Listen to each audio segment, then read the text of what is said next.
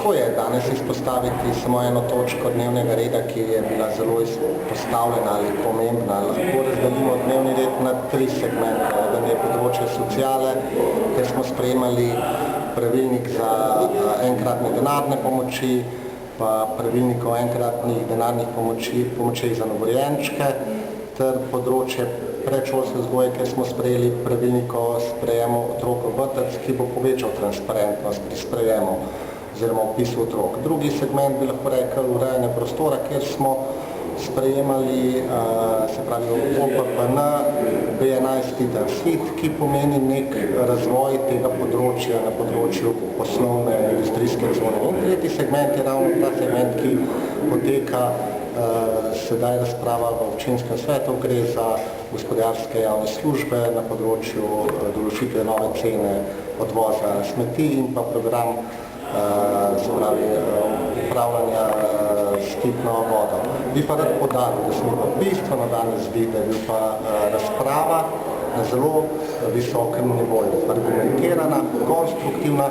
Človek je na trenutek dobil celo občutek, da opozicija in koalicija delo ni v občinskem svetu. In takih razprav si želim tudi v prihodnje, zato ker mislim, da pripeljejo do dobrih, še boljših rezultatov.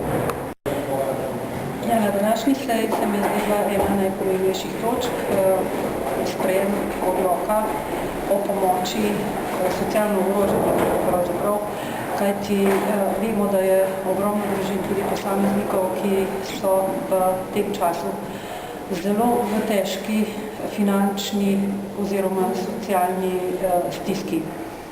Druga stvar, ki me je pa sem jo tudi vesela, je pa sprejem tudi pravilnika oziroma odloka v pomoči enkratni novorojenčkom.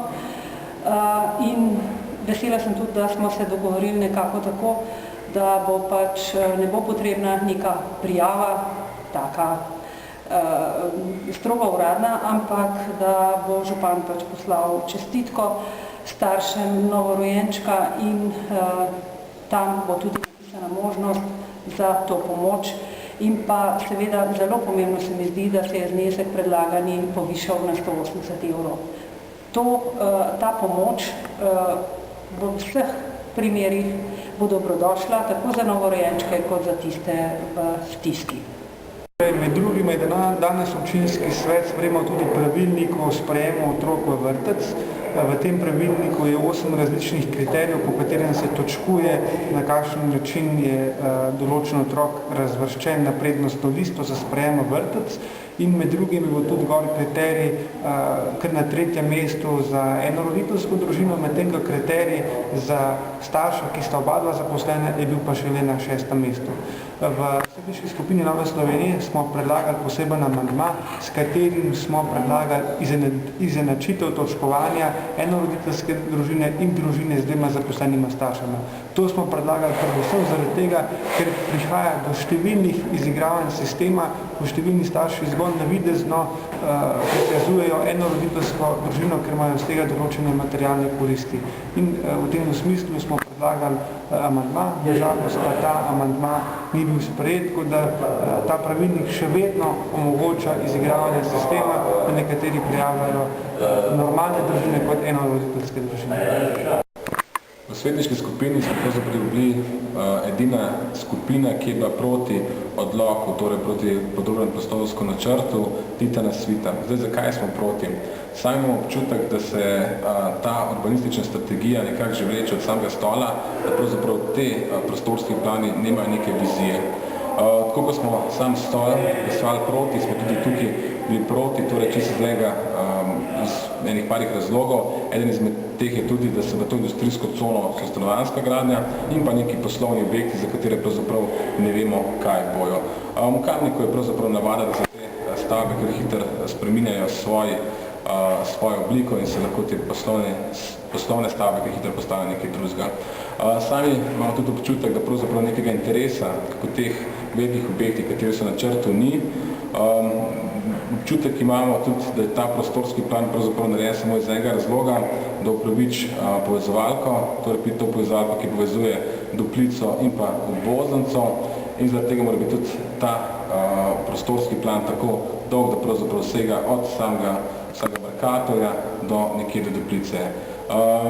S tem pravzaprav hoče občina nekako zadostiti neko pogojev, da bo pravzaprav tam industrijska cona in pa da bo potem nekako dovoz do tega mosta in pa s tem vozence. Mislim, da se s tem neki logistični problem ne rešuje, mislim, da so poglobili, sploh zaradi tega, ker je sama stvar slabo zasnovana in ni neke povezave in imam občutek, da pravzaprav vse ceste, ki so zdaj nekako risane v tem prostorskem planu, ne bojo izvedene in pa s tem tudi ta cona pravzaprav ne bo zaživela in s tem bomo glasovali pravzaprav proti temu podrobnem prostorskem planu. Na današnji seji občinskega sveta je vsekakor najbolj pomembna točka za zdajni načrt Titan, kjer se pravzaprav zaradi enega oziroma dveh investitorjev spreminja celotni kompleks tega področja.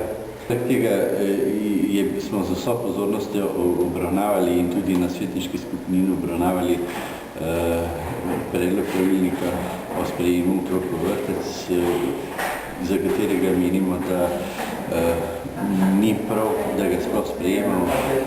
Morali bi namreč zagotoviti toliko prostih mest, da bi vsi bili uvrščeni v vzgojno-varstvene zavode. Predlagali smo, da bi dobili tisti, ki niso sprejeli v vrtec, neko nadomestilo, vendar ta predlog ni naletel na odobravanje ostalih svetniških skupin.